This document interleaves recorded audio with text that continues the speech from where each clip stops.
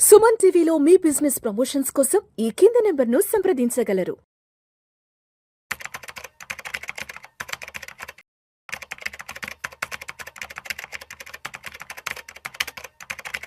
రవీంద్ర గారు నమస్తే sir.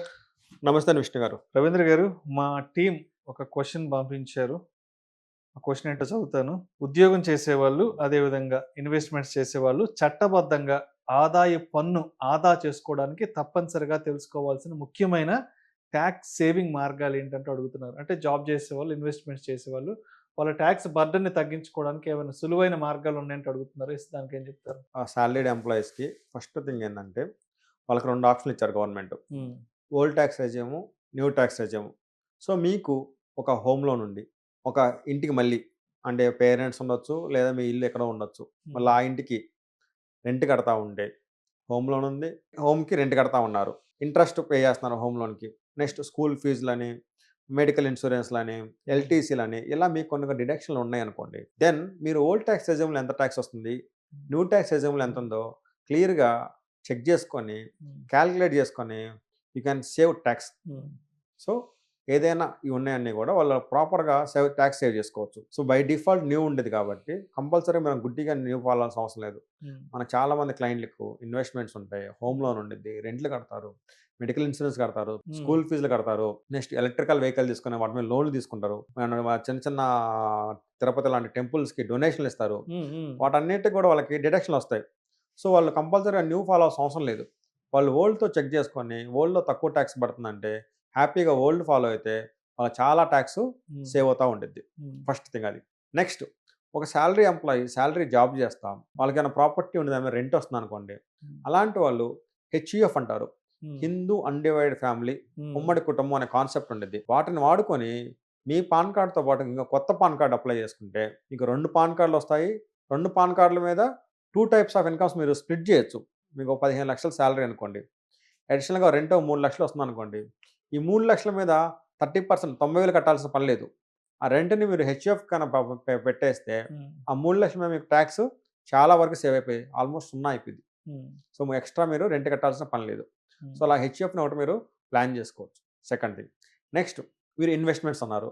So మనం షేర్స్లో ఇన్వెస్ట్మెంట్ చేస్తాము. సో కంపల్సరీగా మనం షేర్ మార్కెట్ ఇన్వెస్ట్ చేసేది లాభం వచ్చాక అమ్ముకుందామని. సో మనం చూసుకొని ఆ షేర్స్ని ఎప్పుడు కొన్నాము, మనం ఎప్పుడు అమ్ముతున్నాము. సో ఎలా ఉంటుందంటే షేర్ మార్కెట్లో 12 మంత్స్కి ఒక్కరోజు తక్కువైనా కానీ దాన్ని షార్ట్ టర్మ్ క్యాపిటల్ గెయిన్ అని 20% ట్యాక్స్ వేస్తారు. 12 మంత్స్కి ఒక్కరోజు ఎక్కువైనా కానీ దాన్ని లాంగ్ టర్మ్ క్యాపిటల్ గెయిన్స్ అని చెప్పేసి 12.5% ట్యాక్స్ చేస్తారు. సో కంపల్సరీ మన షేర్ మార్కెట్ ఇన్వెస్ట్మెంట్ చేస్తే నువ్వు 10 నెలలు, 11 నెలలు, 9 నెలలు హోల్డ్ చేసినప్పుడు నువ్వు కరెక్ట్గా చూసుకొని ఇంకో 1-2 మంత్స్ మీరు ఎక్స్ట్రా కన్నా హోల్డ్ చేయగలిగితే ఆ 1-2 మంత్స్ అయిపోయాక మీరు అమ్ముకుంటే ఆటోమేటిక్గా 20% ట్యాక్స్ కాస్త 12.5 పడిపోయింది. సో అండ్ మీకు అక్కడ 7.5% ట్యాక్స్ సేవ్ అయింది.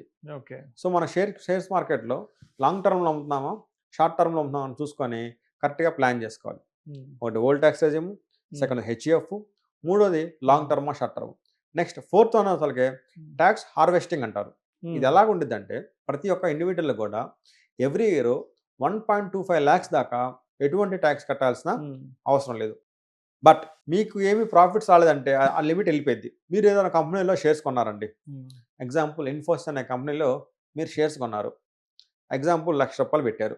ఈ 2 ఇష్టాలకి మార్చి కల్లా 1,00,000 కాస్త 2,00,000 అయింది. మీరు అనుకోవటం మీ అజంప్షన్ ఏంటంటే ఈ షేర్ 2,00,000 కాదు 3,00,000 పోయిద్ది అనుకుంటున్నారు, ఇంకా పెరిగిద్ది, ఇక్కడ అమ్ముకోవటం మనకి లాస్ అనుకుంటున్నారు. బట్ మీరేం చేయొచ్చు అంటే ట్యాక్స్ హార్వెస్టింగ్ కాన్సెప్ట్ కింద ఆ 2 lakhsకి మార్చిలో అమ్మేయచ్చు. అమ్మేస్తే మీకు ఇక్కడ గెయిన్ ఎంత ఉంది, 1 lakh ఉండిద్ది. 1 lakh కొన్నారు, 2 lakhsకి అమ్మేశారు, మీ గెయిన్ ఎంత ఉంది, 1 lakh ఉండిద్ది. ఆ 1 lakh మీద యాక్చువల్గా 1.25 lakhs ట్యాక్స్ లేదు కాబట్టి ఆ 1 lakhs మీద ట్యాక్స్ రాదు. బట్ మీరు అగైన్ ఏం చేయొచ్చు అంటే ఆ 2 lakhs బట్టి మళ్ళీ అదే కంపెనీ షేర్స్ మీరు ఇమీడియట్ కొన్నారనుకోండి, నెక్స్ట్ ఇయర్కి ఏమైందంటే ఈ 2 lakhs అనేది మళ్ళీ పర్చేజ్ వాల్యూ అవుద్ది. మీరు 5 lakhs అమ్మారనుకోండి, ఓన్లీ 3 lakhs మీద ట్యాక్స్ కట్టాలి. బట్ మీకు వచ్చిన ప్రాఫిట్ ఏమైంది, 4 lakhs. 1 lakh కొని 5 lakhsకి అమ్మారు, కానీ మీరు కట్టిన ట్యాక్స్ 3 lakhs.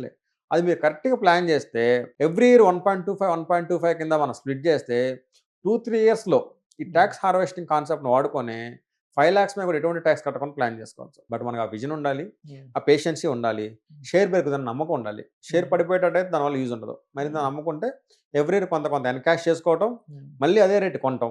ఈ ఏదైతే ప్రాఫిట్ వస్తుందో ప్రాఫిట్ని మనం 1.25 దాకా ఎగ్జామ్షన్ ఉండదు కాబట్టి ఆ ఎగ్జామ్షన్ వాడుకొని ఎటువంటి ట్యాక్స్ కట్టాల్సిన అవసరం ఉండదు. ఇలా మీరు ఒకటి ప్లాన్ చేసుకోవచ్చు. సో శాలరీ వాళ్ళు రైట్ ట్యాక్స్ చూస్ చేసుకోవటం, అలవెన్స్ ఉన్నాయో చూస్ చేసుకోవటం, నెక్స్ట్ హెచ్ఎఫ్ ఏమైనా అవకాశం ఉంటే హెచ్ఎఫ్ ప్లాన్ చేసుకోవటం, next short term long term bifurcate చేసుకొని అది ప్లాన్ చేసుకోవటం, ఫోర్త్ అండ్ ఫైనల్గా ట్యాక్స్ హార్వెస్టింగ్ వాడుకొని ఎంత క్యాపిటల్ గెయిన్ వచ్చినా కానీ 3-4 ఇయర్స్లో స్ప్లిట్ చేసి ఎటువంటి ట్యాక్స్ కట్టకుండా కూడా ఎంప్లాయీ ఇన్వెస్ట్మెంట్లు ప్లాన్ చేసుకోవచ్చు. Thank you sir, thank you so much Ravindra గారు.